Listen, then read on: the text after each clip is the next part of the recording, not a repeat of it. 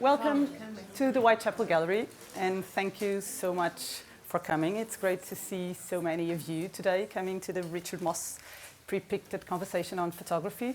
This is part of an ongoing collaboration, so each year we have 2 conversations on photography, and we are very happy to be able to have Richard Mosse and Andrew Wilson today with us. And the idea of this series of conversations is that really we want to invite leading artists and thinkers to think about current practice in photography and key global political issues that are being addressed by different artists today. So this evening, Richard and Andrew will be in conversation. They will talk about what informs Richard's practice, but also address the ways in which Richard's work prompts questions about conflict, aesthetics, and the politics underlying the uses of the camera in war zones. Richard, as you might know, represented Ireland at the 55th Venice Biennale last year, with the extraordinary and I would say slightly disturbing project, the Enclave, a multiple-screen installation that depicted rebel enclaves and landscapes in eastern Congo. And this was made with discontinued military surveillance film, and probably I'm sure you will address this in your talk. Richard was born in Kilkenny in Ireland. He studied English literature at King's College in London, fine art at Goldsmiths, and photography at Yale School of Art in the US. His work has been widely exhibited internationally, and I'll just mention a few. He has been showing at the Academie der Kunst in Berlin, the Bust Museum in Miami, the Kunsthaus in Munich, and the Museum of Contemporary Art in Chicago, among many other places.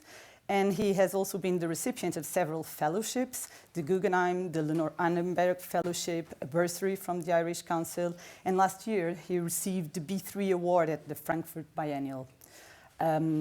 He was also a resident for the past year at the Kunstlerhaus Bethanien in Berlin. Andrew Wilson, he's our moderator, he's the interlocutor today. He's curator, art historian, and art critic. He has been curator of modern and contemporary British art at Tate Britain since 2006.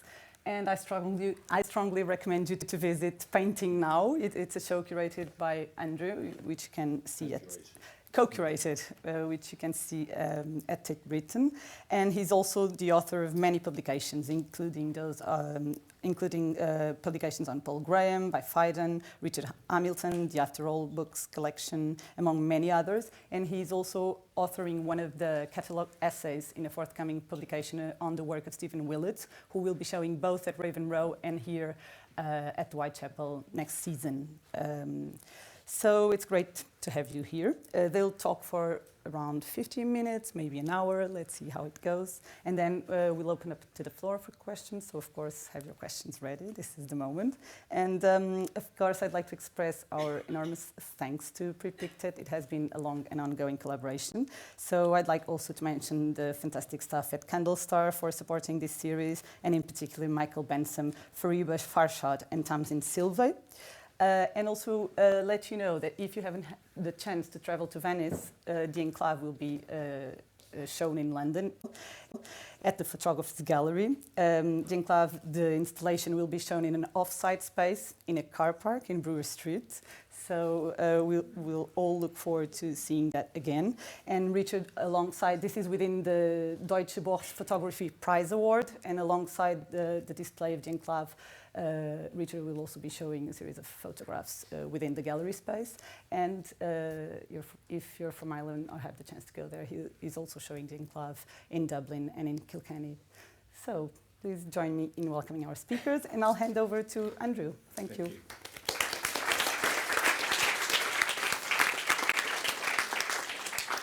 Thank you, Sophia. Going to Venice 6 months ago for the Venice Biennale, encountering Richard Mosse's work, The Enclave, was probably one of the most powerful, most affecting works that I've encountered in Venice. It was a surprise. It was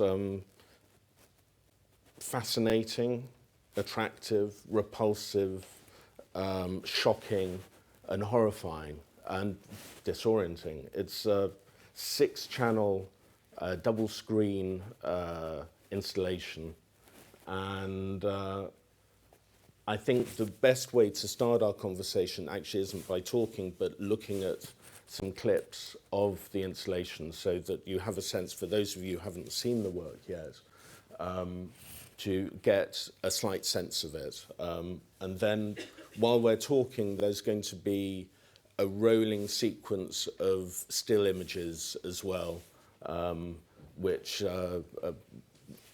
part of the body of work that Richard has been making in the Congo over the last 3 or 4 years. So, if we just roll the clips, please.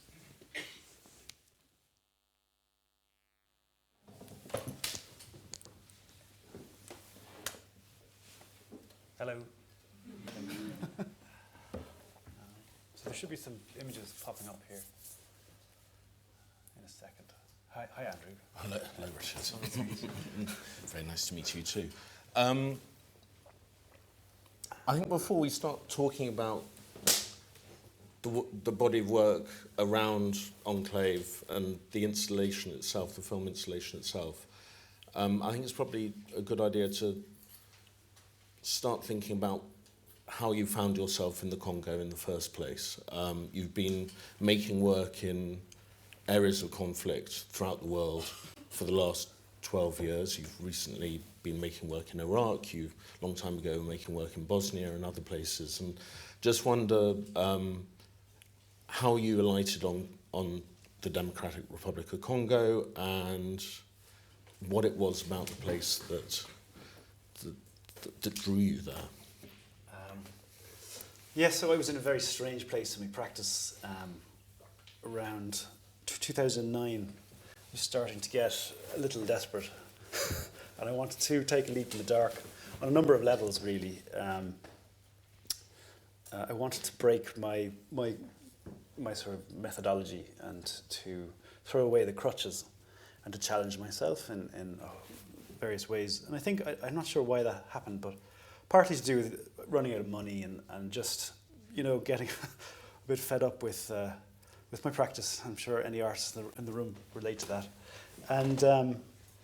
And also just wanting to really challenge my medium, which is documentary photography. So to try and confront that on certain levels.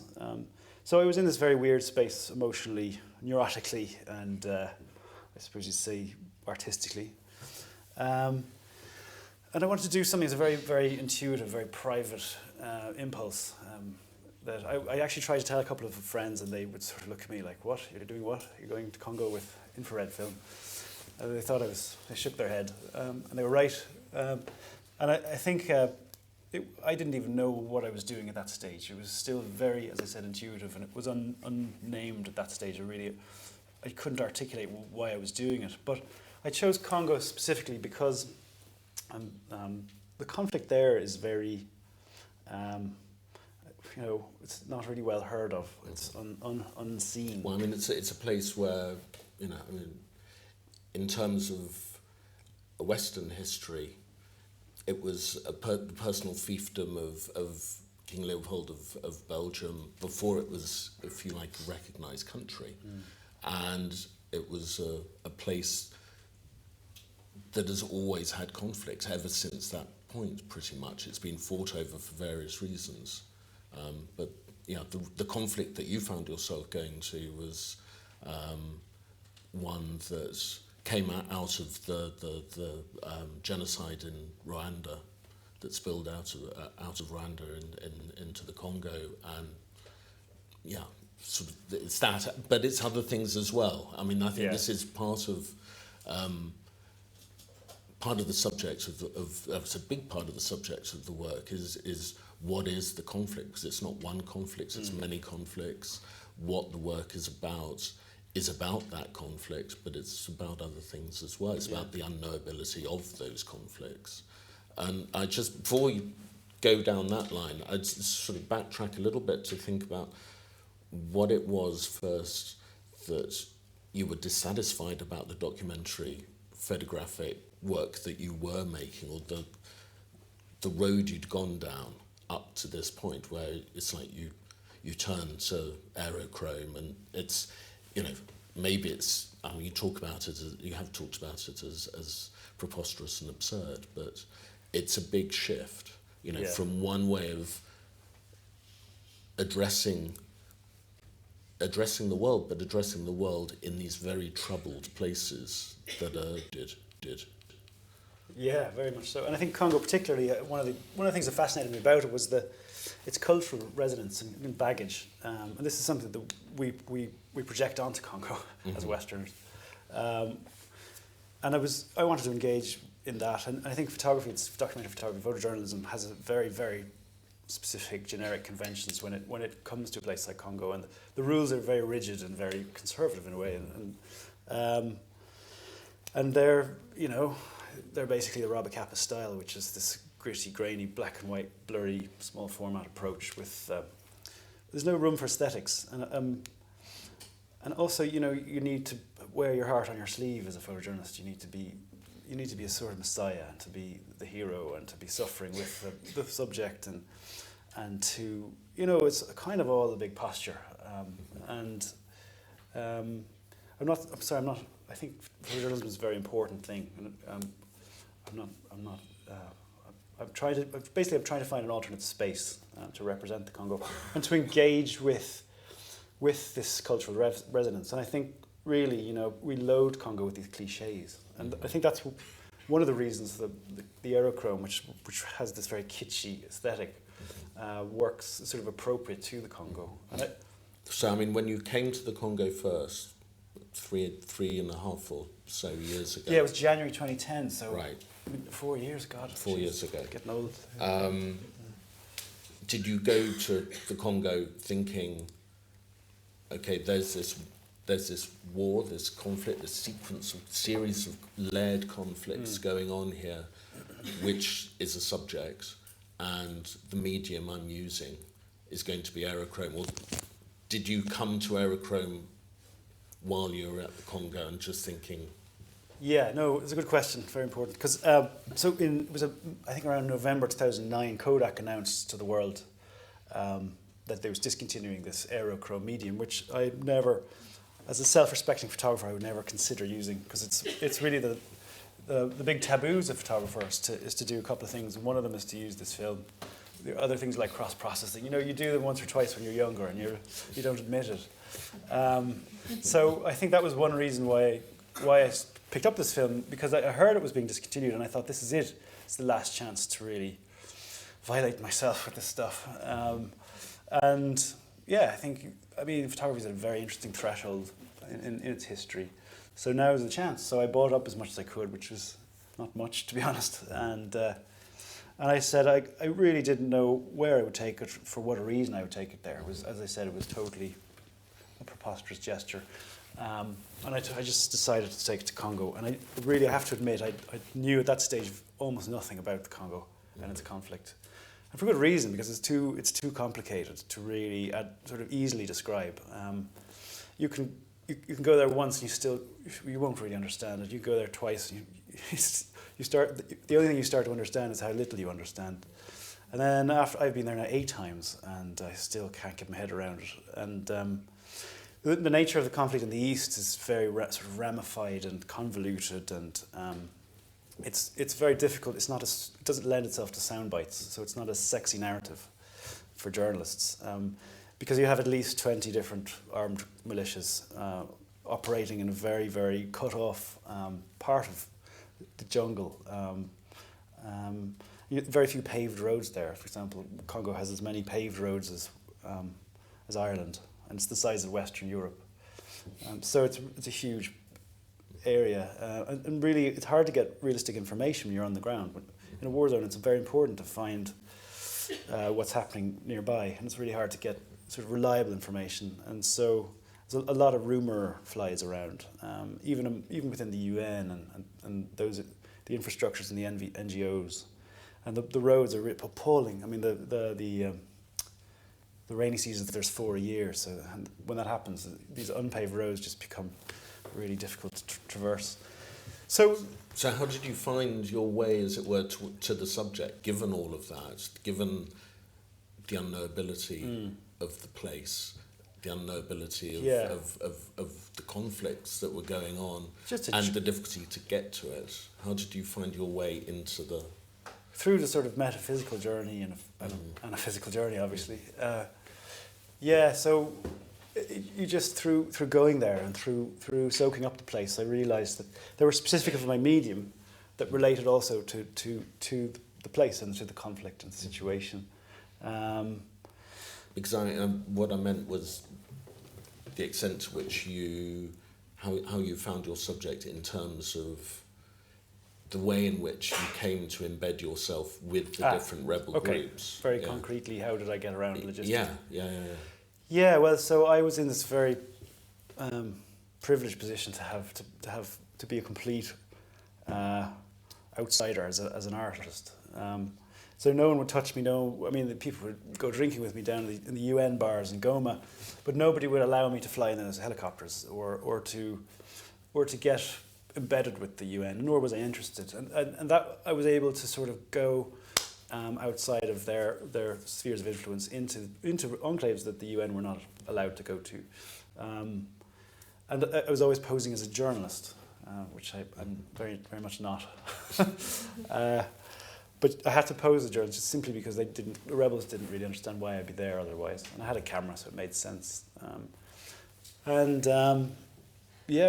would hire fixers. Initially, as I said, I had very little money, so fixers. They work with bona fide media organizations, and they charge a lot. So I had to work I had to work mostly alone. And then when I thought I had something lined up, for example, I heard the rebels north by 60 miles were going to do something the next day, I would line up a fixer and we would go in a car, Land Cruiser. But a lot of the time the Land Cruiser would get stuck and then you'd have to walk, and so you'd always have to bring a tent and a mosquito net and some water and some food, tuna fish and rice and matches and all these things. And then as I sort of developed my ken of the world out there, of these provinces, I realised that some of them very remote. You'd have to walk for days over mud trails to reach them, crossing various front lines of various other rebel groups. It was a very tricky process, but very beautiful because it was so slow, and it was a really genuine way of experiencing the landscape and yeah. I mean, because one of the things I'm thinking about your move away from the earlier documentary type work you had been making towards the preposterous use of aerochrome in the Congo, and you adopted the guise of a photojournalist to do this, making initially still photographs before moving to the film work that became the Enclave. And I just wonder to what extent being a photojournalist, that you're not, you're there, you're pretending to be a photojournalist. The photojournalist in a position like this looks for a story, looks for a narrative. Yeah. Within the images. And I just wonder to what extent, while you were finding the story for yourself, what that was and how you feel that the use of aerochrome especially communicates that. Because, I mean, in a way, the aerochrome, that within this whole body of work, there's sort of two reveals going on in a sense. I mean, there's the reveal that you're doing or hoping to do through the work to reveal an undocumented or underdocumented war. It's a war that has claimed, 5.5 million lives in the last 8 years. And yet very few people know about it. And on the other hand, there's the use of the aerochrome, which is its military use and also its later civilian uses were to reveal the landscape, to reveal people within the landscape. And I just wonder to what extent, because you're approaching revealing in a very different way to a photojournalist. Yeah. So it's very hard. Like, for example, in Iraq, you have concrete apartment buildings and you hit them with a Hellfire missile and there's concrete rubble everywhere. And then you have if you approach that with a camera, you have a Simon Norfolk photograph, which is, that's the reveal there. You know, it's a very concrete, pardon the pun, conflict.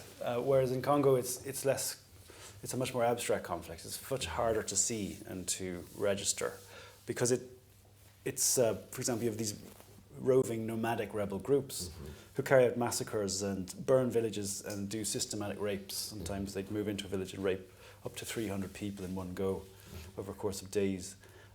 Rape itself is a great way of understanding this. Like the sort of the mark or the damage done by rape is profound, I'm sure, but you can't see it on the body. I mean, sometimes you can, but in most cases it can't be seen. So it's really about making visible what can't be seen, which is really the faculty of the sublime. And so I guess that's what my interest was, especially with this film, because after all, it registers the invisible. So infrared light, the film, I should probably deal with the film now. So the film itself was invented in the early 40s in collaboration with Kodak working with the US military. And it was designed to register infrared light, which is a spectrum it's part of a light spectrum that we can't see with the human eye. So it's literally invisible. And the reason they wanted to see that was because they wanted to reveal enemy installations, which were hidden by camouflage during the war. So they would fly over a green landscape, and the camouflage was also green. But with the human eye or the normal camera film, couldn't reveal the enemy. But this film with infrared, and infrared operates in an entirely different way. It's reflected by chlorophyll in healthy green plants, but it's absorbed by other matter to varying degrees. So the infrared film could reveal immediately where those installations were. And so that's really about the hidden and the unseen and revealing the enemy. And so really I took those ideas to Congo, really rather metaphorically in a very open-ended way. But it turns out that a lot of the things I discovered about the conflict were related, you know. The fact that 5.4 million people have been killed since '98, according to the International Rescue Committee. Do people know or hear about the Congo very often? This is an ongoing problem. It's a really difficult one to report, you know. Massacres go on, but they're so remote. No one ever really gets a photograph out into the world of them. Nor do we care to see or to look, because it's really in our interests as Westerners. We require coltan, we require the rare earth minerals that are so rich in this landscape in Eastern Congo. So we need that destabilized. I'm not speaking for you, but I'm saying like our greedy, market-driven world in the West. It prefers that destabilization, and so perhaps that's why no one particularly cares to fix the problems out there. And it's really complicated. When you get a genocide in Rwanda, that's horrific in itself. When it sort of shifts across a border into a very remote jungle region, and then it becomes a tribal war where you have an exiled, basically a country in exile. The Hutu tribe were kicked out. They kicked themselves out of Rwanda, fleeing the Tutsis. And then in Congo, they were living off tribes, and they would do that through looting and pillaging, extortion, and also mining. And so you have all kinds of. Initially, the Congolese. This is getting a little complicated, but initially the Congolese tribes, such as the Hunde and the Nande and the there's many. There's more than 50 in Congo. So they would set up their Mai militias to protect the local populations, because the national government, which is 1,000 miles west in Kinshasa, was so weak and so corrupt and so centralized over there. Sorry, over there if you're looking. They really had no interest in creating sovereignty in these remote regions, and they were too weak to do so. So there was no law, there was no justice, there was no sovereignty, there was no army, no police, and so these exiled Rwandans were able to just do what they liked. And so the Mai Mai were set up as a sort of vigilante movement to protect the local populations. But very quickly, they realised that they could also loot and pillage and do what they liked, because it was a Hobbesian state of war. It was a vacuum of power, in which there were all these little, and there still are all of these little warlords with their big egos and their ways of extracting minerals and extorting the population. Sorry, I've banged on there. But I mean, slightly segue into thinking about you embedded with these rebel groups, different rebel groups, opposing rebel groups, as a pretend photojournalist.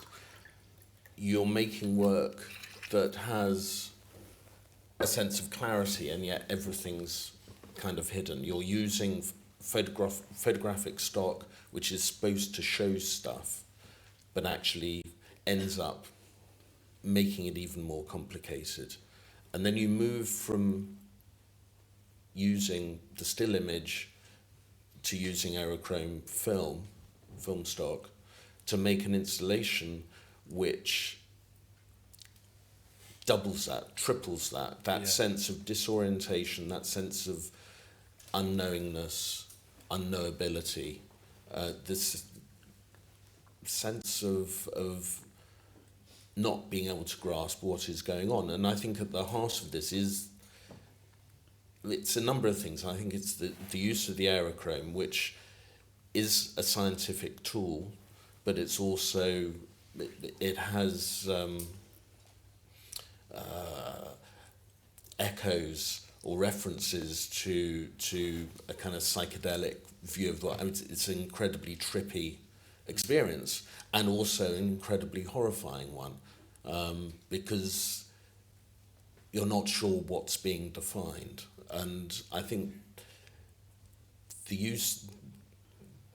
seeing you move, as it were, from a documentary position, which is about one form of kind of, if you like, defined idea of reality, giving a voice to the subjects of the image, in a sense.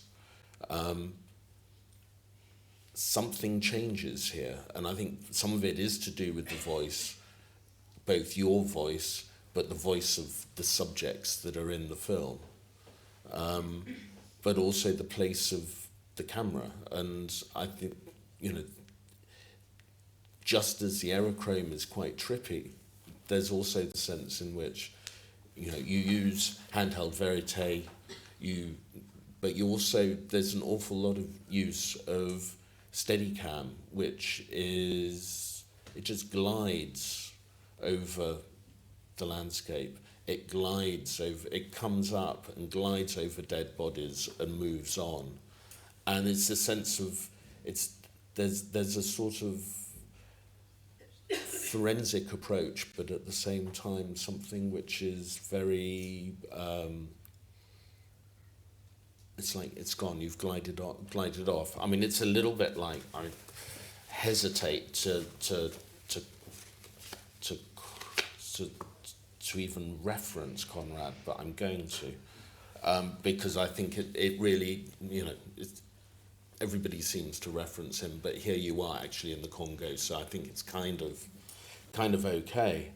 In the Heart of Darkness, he writes, "We were cut off from the comprehension of our surroundings," which is kind of very close to how you were when you first went there, and probably still are to a certain extent, fixers notwithstanding.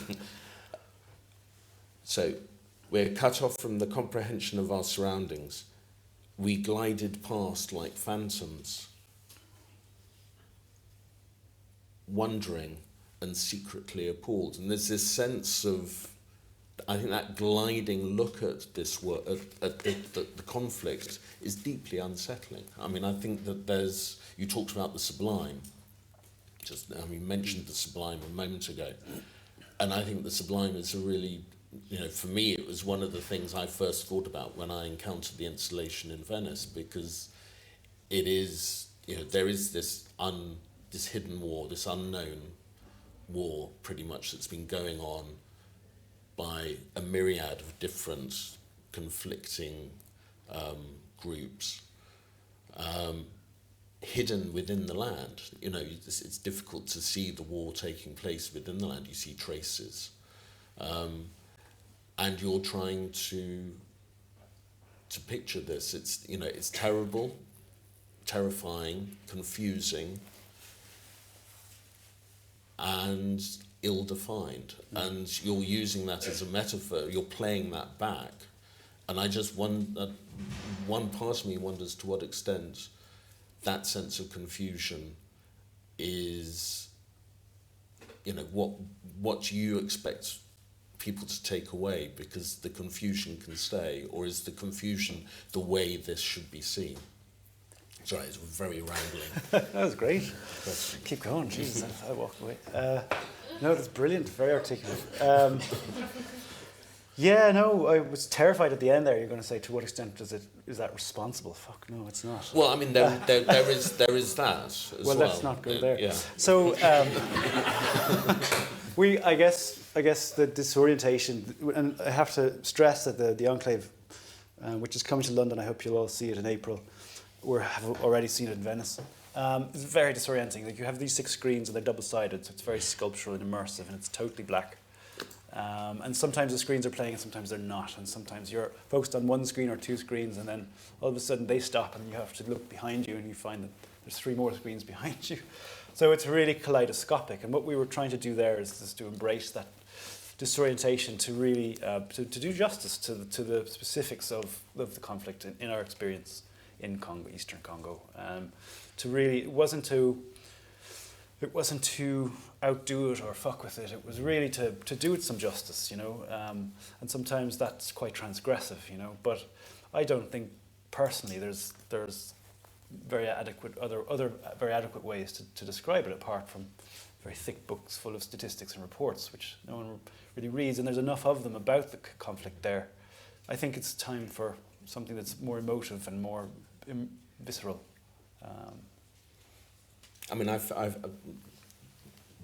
in my ramble, my recent just ramble just now, I was talking about the idea of the voice and your voice, their voice, but also, I think one of the hooks within the film is the way the various people you're filming either look at you, look at the camera, so look at the viewer, or the way they look. It can be a very fleeting. It's sort of like the backward glance, a little bit like the gliding of the Steadicam, or it can be a really full on kind of confrontational stare. And I just wondered to what extent they were. I mean, you allowed them to become implicit in the making of the film, because there is sometimes a sense in which you're filming things happening, but there are other moments where you think, well, you're filming things that they're wanting you to film, that aren't necessarily happening, that they're staged, you know, that sense of performance. Yeah. And maybe, you know, the sense of theatre and also simulation come to play in this as well, which is also encouraged perhaps now in looking at it through the eyes of aerochrome. So, yeah, I mean, to what extent, because the installation is very, it's very fragmented, it's very disorienting, but it's also very tautly scripted or edited. You know, it's a work made by you with collaborators who've constructed a soundscape, who've sort of worked with the cinematographer as well, and I just wondered to what extent the different kinds of reality that are in the film, because there are different realities in the film, and then that's being edited into another situation as the installation as well, which is another way of encountering the work. So the installation itself becomes a form of, in a sense, one of the symbolisms of the work. Yeah. Well, I think that the pink in the medium, the sort of really is very reflexive. It draws, it screams at the viewer. I am constructed. Don't forget that. And I think that was, as you say, it was very similar. We're sort of on a parallel with this backward glance, which is a very important motif in the Enclave, but not really something. I mean, we're documentarians, so it's not really something you decide to do. It's not a conceptual. You don't set out to capture that. It is revealed through the process of making the piece. And it's something that I suppose, was achieved through essentially not scripting it, not directing anybody, and just leveling the camera's optic on them like this gaze. And then what tends to happen, and I've noticed this right at the start of the project, making my portraits, is there's this sort of defiance, you know, and immediately they return the camera's gaze and they stare right down the barrel of the lens, and it's very extraordinary. It's not particularly self-conscious, but it's very. It's slightly ambivalent because they reveal a vulnerability, but also a defiance. And I think a lot of Congolese are very sensitive about being photographed. They don't, particularly by white dudes who come in from nowhere, who are not Congolese, don't have a right to be there and all that. And so they return the gaze, and that's very revealing, that relationship. And I think when it operates in the Enclave, it sort of makes the subject is returning the gaze of the viewer, of course, and that's pretty fascinating also. Sorry, how do I tie this back? Sorry, I got off on one. What were you saying there? Well, I think maybe now is the time to throw it out. Throw it to. If there are any questions from any of you, I think one question I would like to ask, actually two questions before we do throw it out, is the movement from still image to film and the different languages that you're using. What do you want the still images to say something different, communicate something different to the film, and what is that? I think they're very different media. You know, like their photography is a very passive, mutable, reflective medium, and it's when it's done well, it has a certain endlessness about it. You can have a photograph on your wall, a good one, and it can mean so many different things, and really, and you can come to it in your own time, and you're not a captive audience to it, of course, in terms of it telling you something over a certain amount of time. Whereas the video, particularly the Enclave, which is a very immersive medium, and it works more like sound or music does, and there's some very aggressive soundtrack in there, and so that's maybe a better way of understanding how that works, because it's, you know, good music like hits you. It doesn't go through your brain, it goes through your sternum, hits you that way, and it makes you feel these things like without you wanting to feel them sometimes. And that's a really different thing, more immediate than photography, and more, But with the photographs, on the whole, you're using the genres of portraiture and landscape, and in the film, yes, that's there, but it's something else. It's a dialectic. I think they operate in completely different ways, and to show them alongside each other is much more interesting than just showing one or other on their own, I think, because they undo each other, or they complicate each other, and they reveal how each other works, or maybe not. But like certainly, when you see these large landscapes and they're very large because they're taken with large negatives, so they have a huge amount of detail. So the scale is justified, and there's this sort of intense amount of detail, and we get up close. It's quite intimate actually, but it's somatic. It's bigger than you in terms of scale. So it's very overwhelming, but in a very different way to the immersive experience in the installation, which is quite a bit more aggressive, I suppose. Yeah. Okay. Should we open up to if there's anybody got questions for Richard? There's a roving mic. Yeah. If you pass the mic along. Hi. Congratulations for everything. Basically, Did you switch the mic on? Is it on? Oh, it is on. Sorry. It's just me. Okay.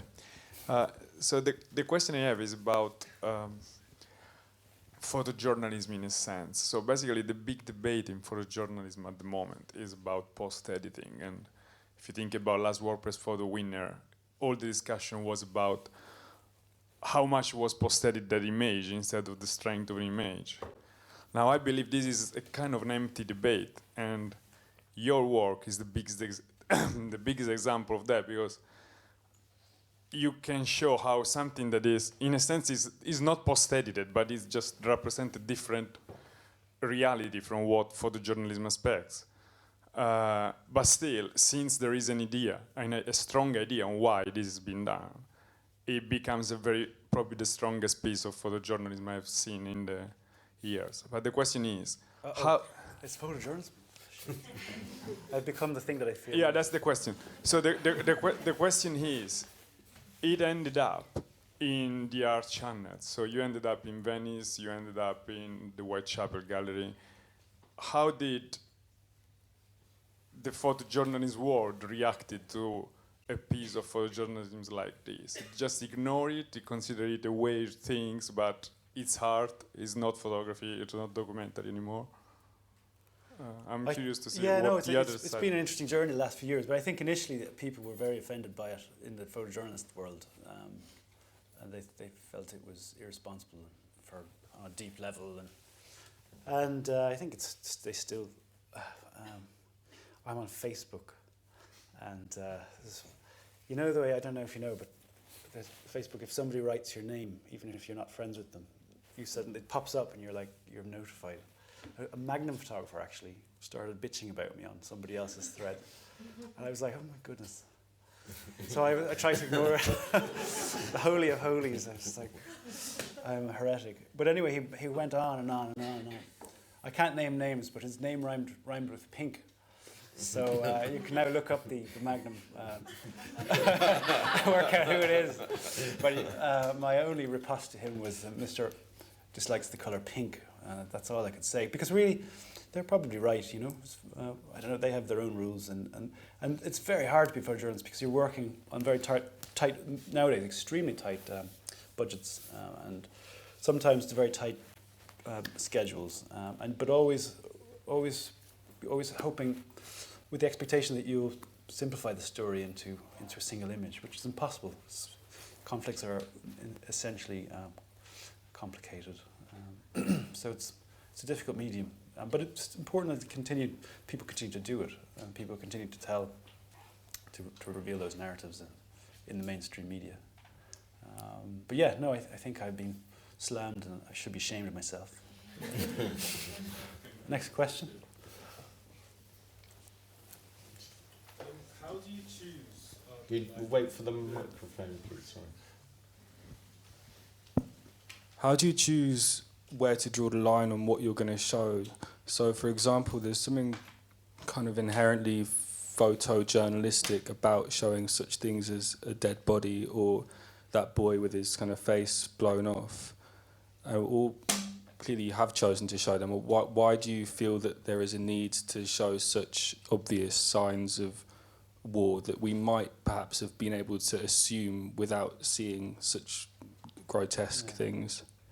Well, I mean, for me personally, it creates a very surreal world that those images inform the other images, which operate in different ways, and it collectively, I'm talking about still photography here, adds up to more of a sort of dream, a very surreal dream world, nightmare land, which you know is still a relevant part of human existence. It's funny, we came across a massacre on the last trip. Well, no, it wasn't my last trip. It was when the last trip of the Enclave, making the Enclave. There was 6 people killed, and they were all women and children. And it's very rare that Western journalists come across these massacres because they're so far out in the bush.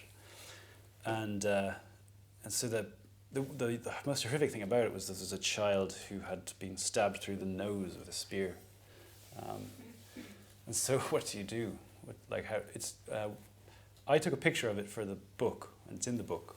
But we decided not to put it in the film. We had a discussion about it, and it was Trevor, the cinematographer, said, no, I'm not going to do that, and I respected that. And I think it's good that it's not in the film.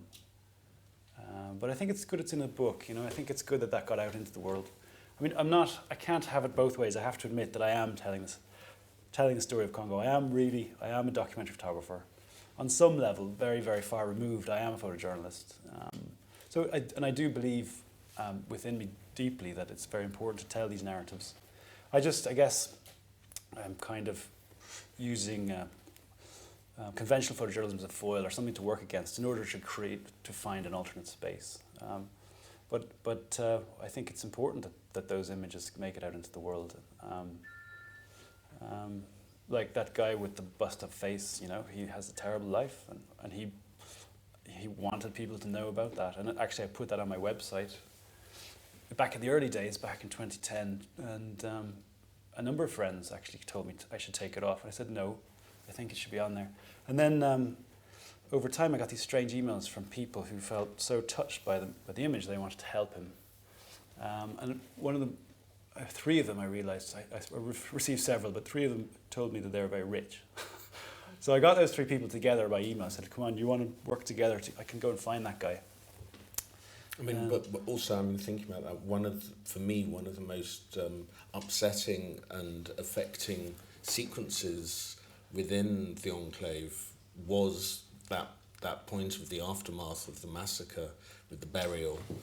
And the burial takes place, but it takes place alongside the rather strange movement of a hut across the landscape. This hut is lifted up and carried across the landscape, and at the same time a woman gives birth to a child, and that child is fought with basically to make the child, the baby, breathe. And it's that moment of giving life, but in an extremely violent way. It was for me, it was the most unwatchable part of the installation, but kind of very powerful because, you know, the detail in a way of the massacre, as what you're saying. It's like, do you need to show the absolute detail of dead bodies? Well, I think you do, but I think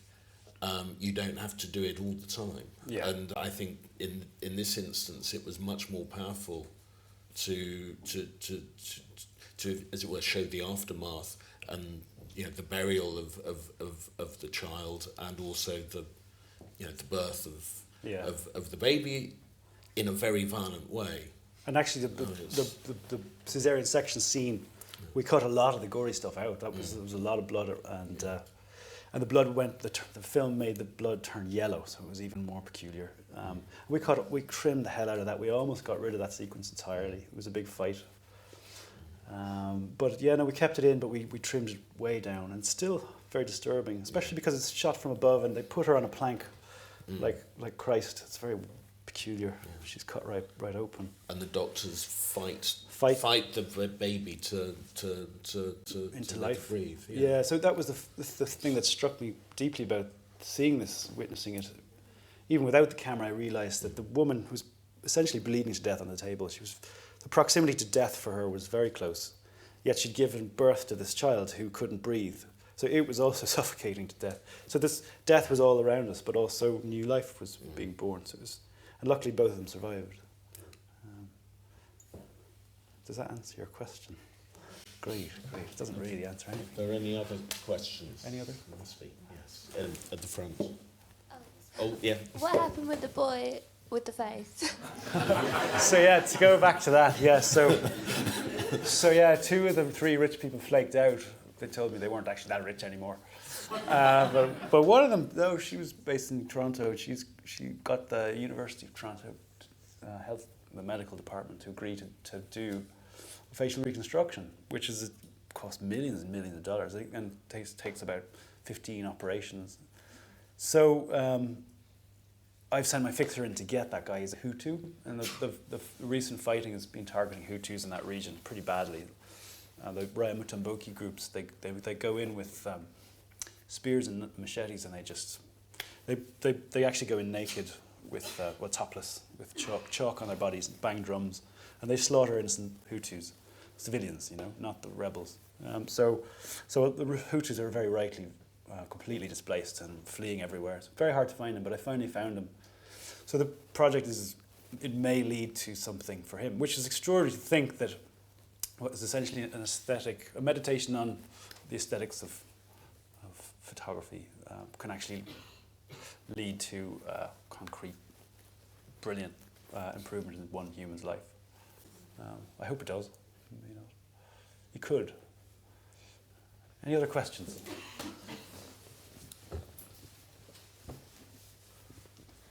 Hello. I would just wanted to ask what you've described yourself as a documentary photographer and not a photojournalist. I'm less interested in what the label is, but more about what it is that you determine documentary photographer to really mean and what your objective is with giving yourself that title. Yeah, God, categories. I shouldn't really gotten into all that. Sorry. Well, maybe a better question is, what is your objective with your work? Yeah, well, I believe in the potential of the camera to allow the world to reveal itself, rather than like a painter to speak for the world through personal impressions. And I guess what I'm saying by that is like, there he is, Jesus. If I take a picture of, go away.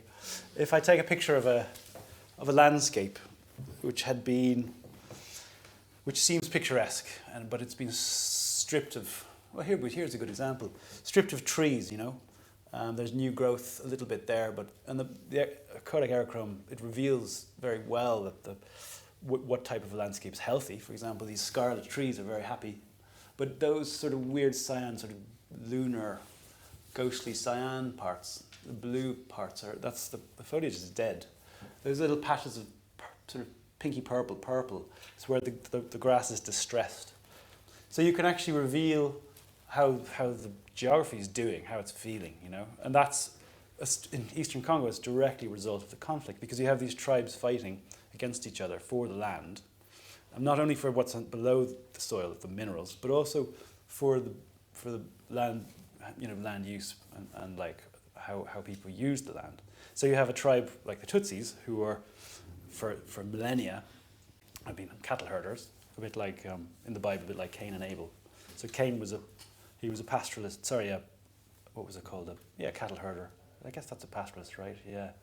And then Abel, who's say one of the indigenous Congolese tribes, they don't herd cattle, and they don't move nomadically. They basically sit in the same area, and they grow manioc, and they kill monkeys wild monkeys from the jungle, and they live off the land. They don't cut the jungle, so they live in the indigenous jungle landscape. And a lot of North and South Kivu and a lot of Congo is a very sort of primeval forest still, which is great. But the Tutsis encroaching. Sorry to be political. I don't mean to be political, but it's true.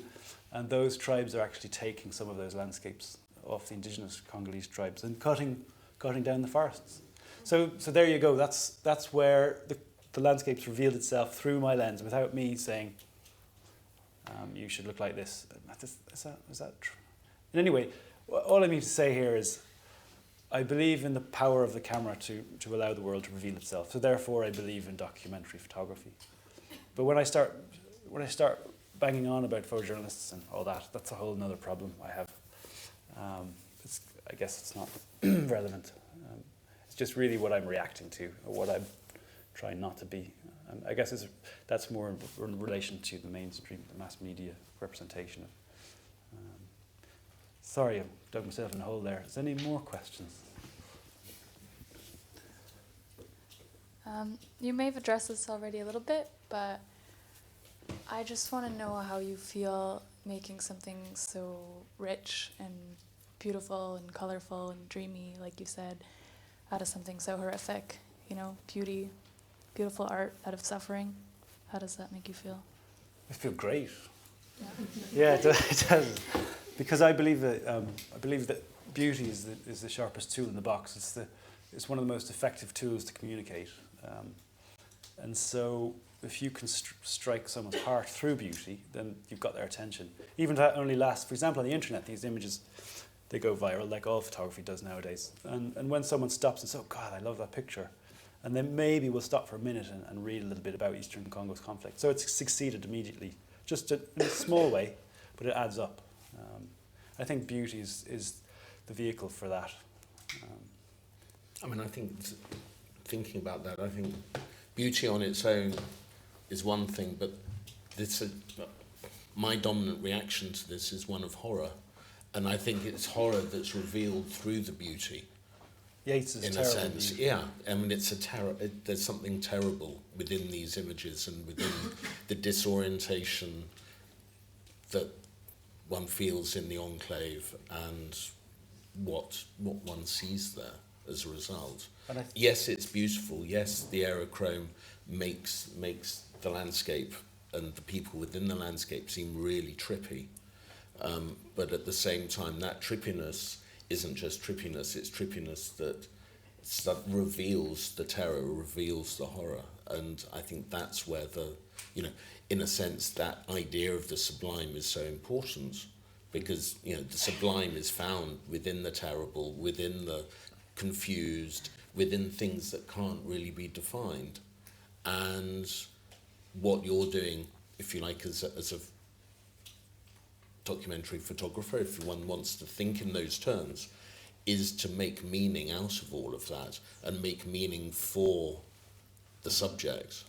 And I think that's the key, in a sense. If the viewer, like maybe you would be in this case, if the viewer is appalled by, initially seduced, but then appalled to find themselves seduced, then this conflict in your own conscience is great, because it's suddenly you feel something. This self-appalled. You feel slightly conflicted, or very conflicted, and you feel undermined maybe by your own consumption of the image, and so that moment it sort of strikes. It has the potential to strike you and to force you back from yourself in the act of perceiving, and to try to understand how it is you are perceiving. Sorry, I'm saying this in a very ham-fisted way, but it's a bit like how minimalism works. Like you go into a totally white box and there's a totally white canvas on the wall, and you're like, is this guy joking? And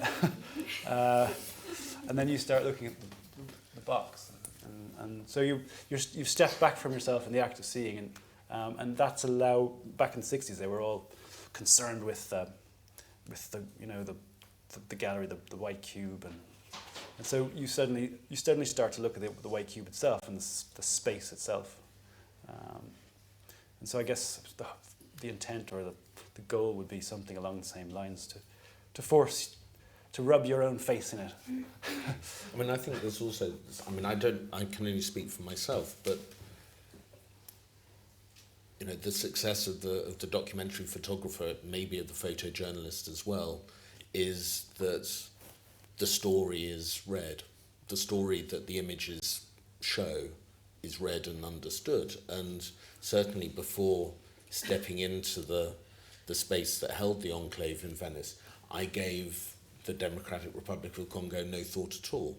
I sometimes you might hear a snippet of news about something happening in the Congo, but that was it.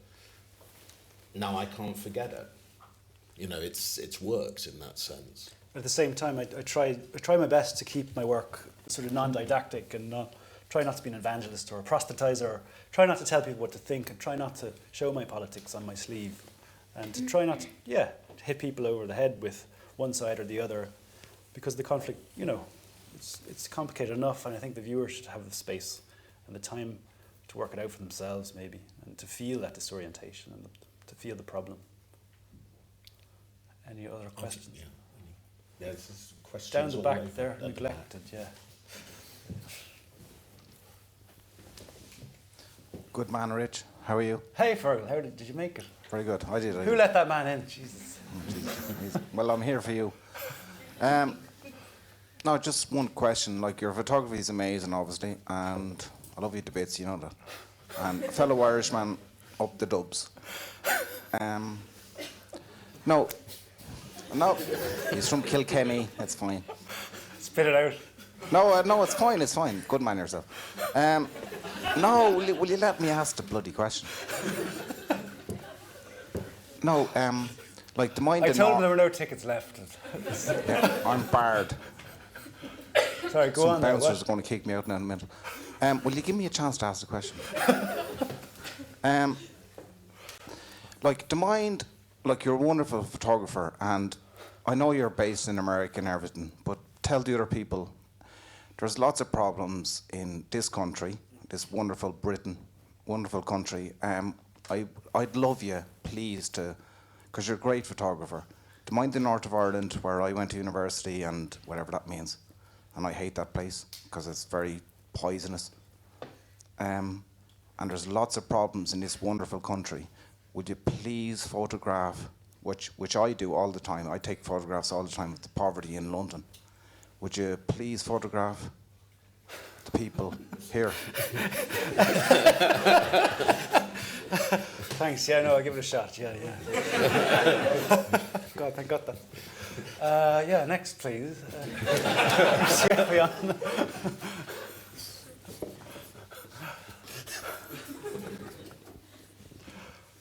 Hi.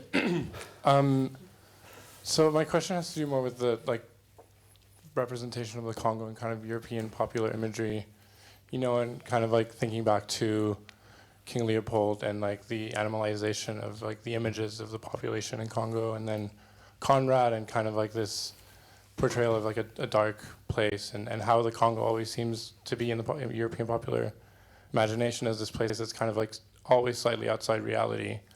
So I wanted to ask you, to what extent are you also doing that with these images? I think it's very much an engagement with that resonance, Conrad was a prime example of that. He was pretty racist in his writing, but I still think the writing's really profound. And it's not really, initially it had a great impact, that little book, Heart of Darkness, on public sentiment in Europe, and it caused a watershed along with other efforts to shut down Leopold, and that was good. But now it's remembered. We forget all that sort of current affairs stuff 1 century later or plus, and it speaks to us in different ways. So it's sort of timeless in that way, and it talks about the human condition, and power. Sorry, I'm going off on one again. I'm very much embracing my symptom as a white male with a wooden camera in the middle of places that I really shouldn't be. I'm trying not to apologise for doing that. It's quite hard. When I first made the work, I was totally broke. I had to leave New York. But before I left, I was invited over to a studio, artist studio. It was actually Cara Walker's, and she wasn't there. And I thought it was just some sort of drinks party. So I brought my Prosecco, and when I arrived 10 minutes late, and they were all sitting quietly in a circle. And it was more of a study group, but I was the only white man there, and they were there to talk about my work, about the Congo, my new body work, and I thought, thank God I brought Prosecco. That was it was one of the best critiques I've ever had, and God knows I've done far too much art school. It was brilliant, but really you can't apologise for your work, and I think the work is engaging in this legacy of Conrad and how we relate to Congo, how we think of it to this day. And it's not trying to undo that. It's really trying to maybe bring it out.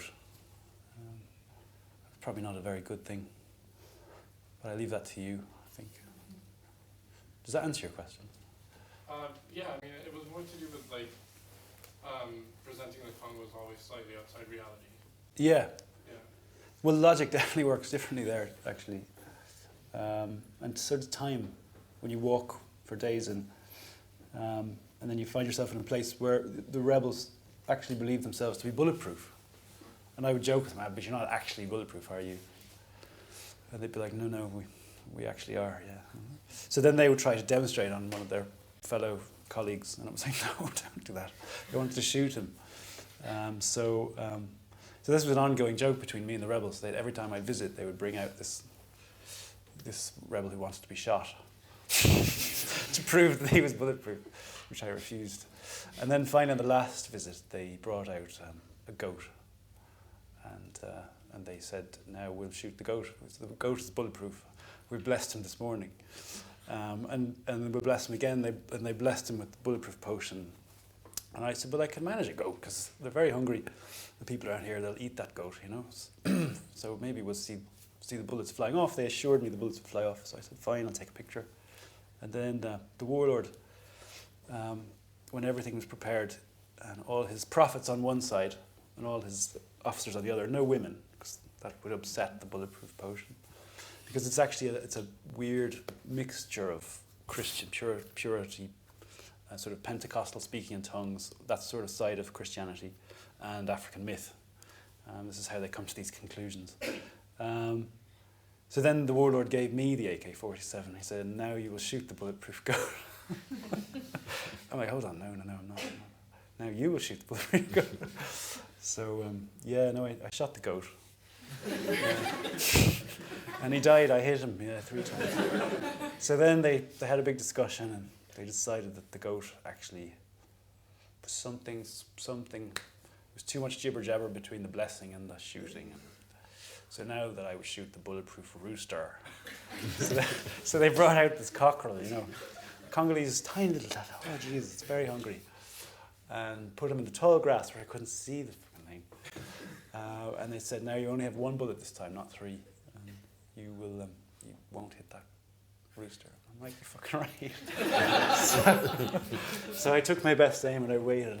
I couldn't see the damn thing. I was quite angry, playing a trick on me, and they were all laughing, of course. And then I finally saw the comb of the top of the rooster's head between 2 blades of grass. So I moved my AK-47, as one does, to the comb, and I went down a feather, and I pulled before I could breathe, and there were feathers everywhere. So then they were very confused and dismayed. There was a lot of chaos. I was very scared, actually. It's a very, very chaotic situation. But this is proof that logic works in different ways. Yeah. Any other questions?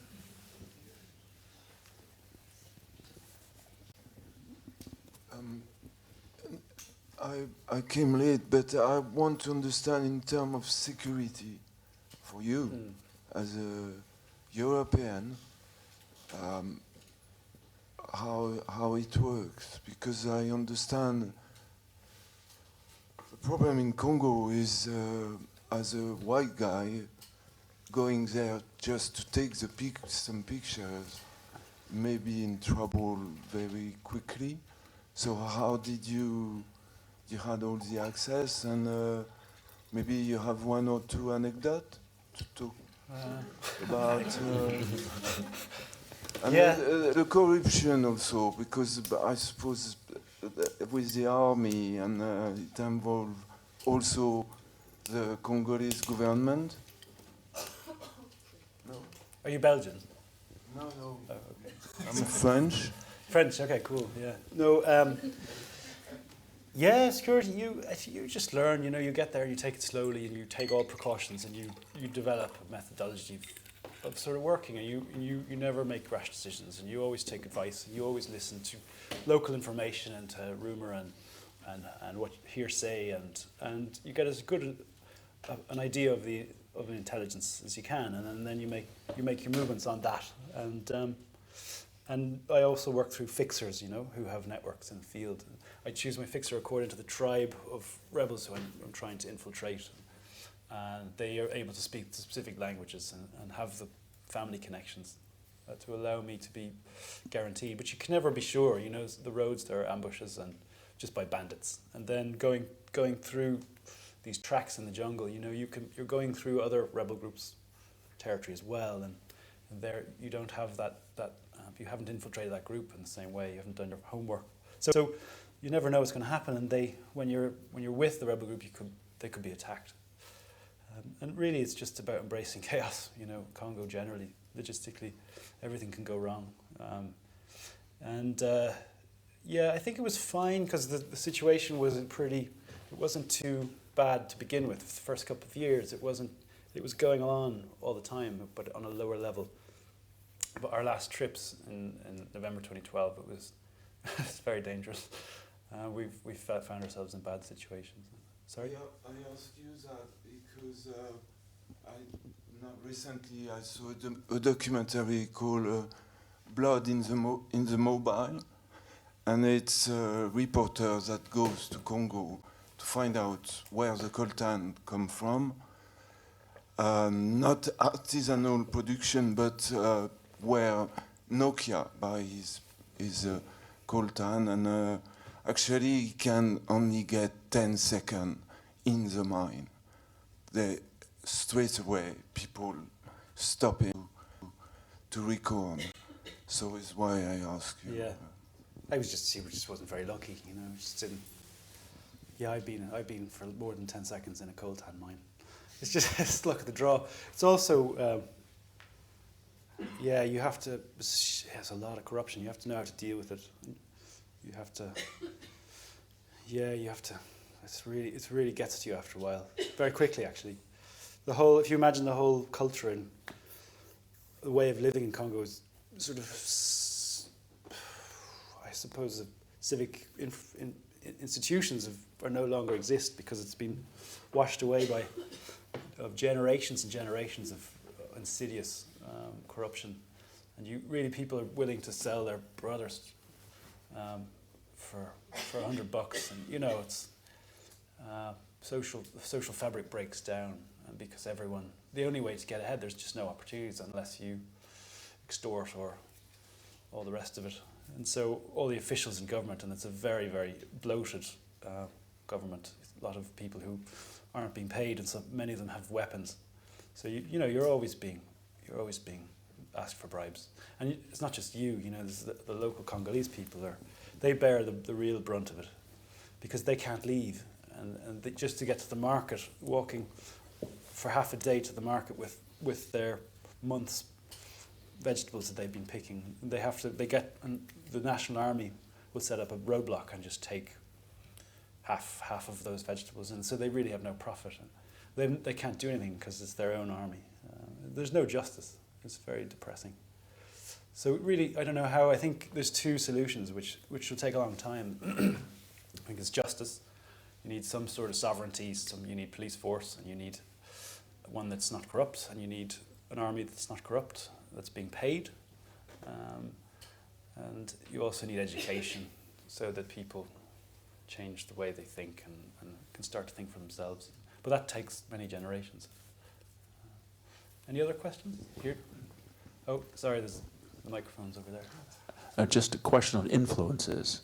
In terms of this body of work, or your thinking in general, influences that affect your thinking and your work, any artists or other people that you could tell us about and why? Yeah, Werner Herzog for, I suppose, all my practice. It's the top of the list. Gosh, I should really have a list. I should come here. W.G. Sebald is very important to me. He's a writer, novelist, and I think romantic painting. And I love Thomas Struth. I don't off the bat. I'm afraid I don't have a very good list for you. It's just a bit vague. But I think Herzog really, The Conquest of the Useless, you know, he was a good one. And Joseph Conrad, of course.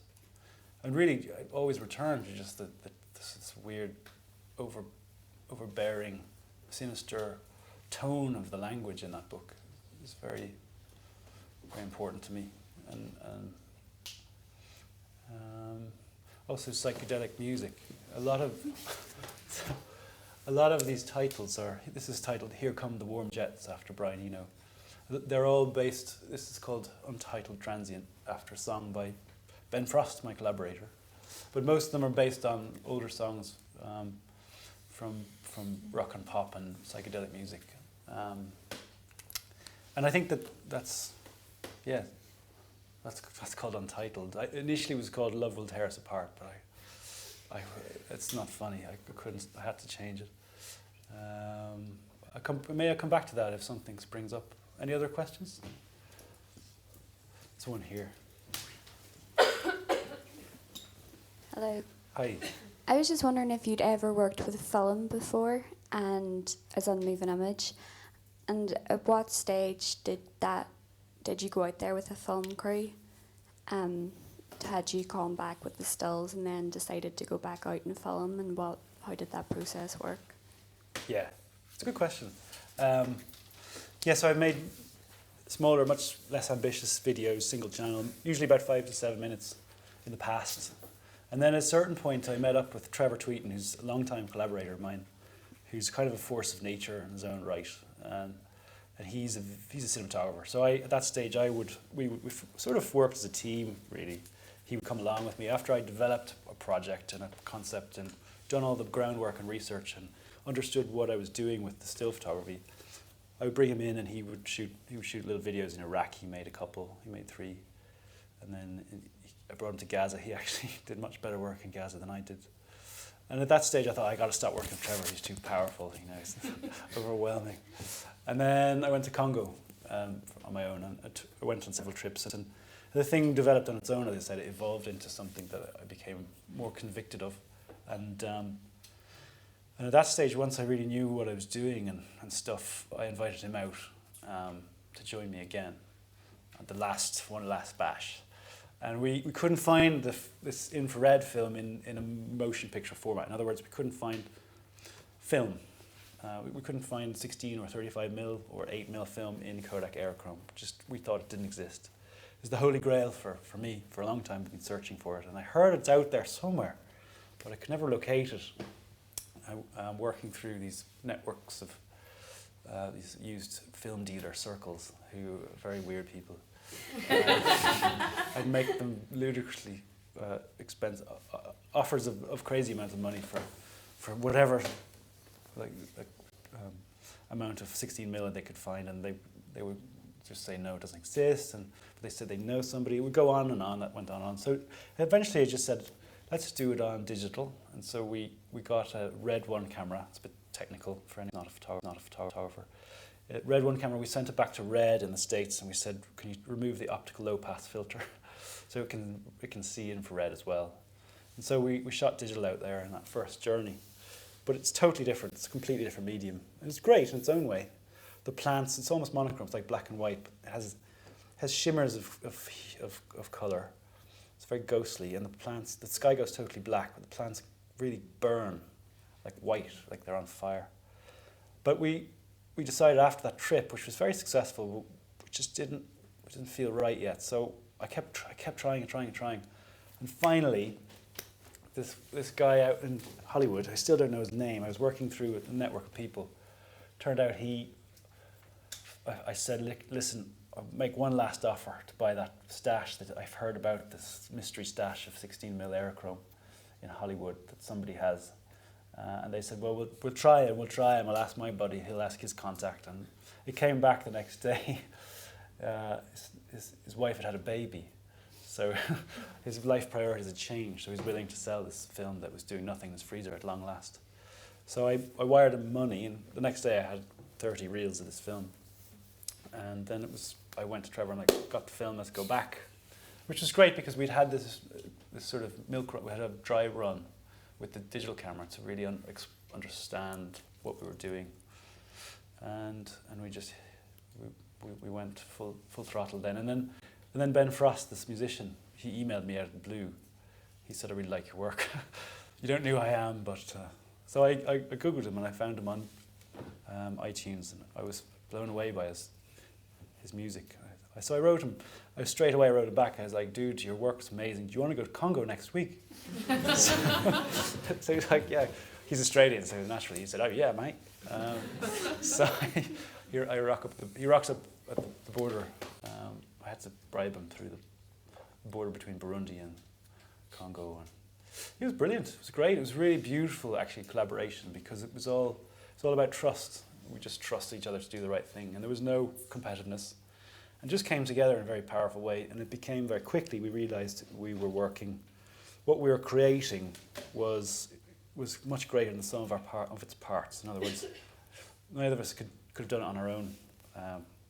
And it was very special in that respect. It's really unique. Yeah. Should we have just one last question, and then I think we need to wrap this up. So, at the back. Hi. I was just curious about what your next move is, and if you feel you can continue to use this type of film, or whether you return to the more traditional types of film. Yeah, no, I've been in the wilderness since Venice. I've been in the boondocks. I didn't know where I was going. I still don't really, but I'm finally making progress, which I have to keep under wraps for my own sort of sanity, really, because once you start talking about naming the demon, the genie's out of the bottle or whatever. Sorry, mixing metaphors here. I'm going to be a bad poet next. But it would probably have to be digital, but it's technically almost impossible. That's all I can say. Yeah, that's a great place to end it, actually. Good. Thank you both so much, and thank you all for coming. Good work.